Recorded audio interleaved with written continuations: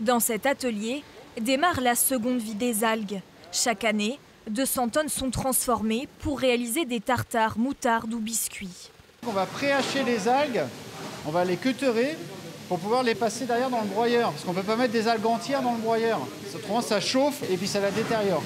Depuis un an, l'entreprise met ce savoir-faire à disposition d'un projet de recherche pour le CHU de Brest qui souhaite intégrer des algues dans ses repas. On est un petit peu l'intermédiaire entre l'algoculteur et les scientifiques ainsi que le CHU pour faire les process de transformation des algues. Donc en fait le hachage, le broyage, il peut y aussi avoir du blanchiment, des choses comme ça. Il n'y a pas de process chimique en fait sur la macroalgue. Donc c'est vraiment du broyage par un instrument mécanique, une micro-coupe. C'est complètement naturel et c'est très peu énergivore. Et la matière première vient de très près des algues cultivées à Plouguerneau. Cette laitue de mer riche en protéines, bénéfique donc pour la santé et intéressante pour diversifier les sources de protéines.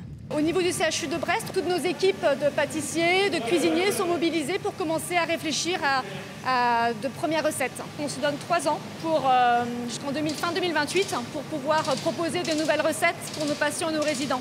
Le but à terme, incorporer ces algues dans les 6700 repas servis chaque jour au CHU.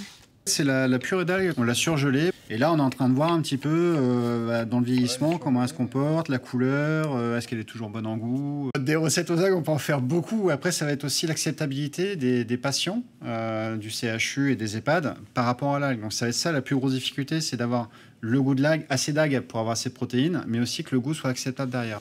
Premier moment de vérité l'année prochaine avec les cobayes, résidents de 3 EHPAD du CHU de Brest.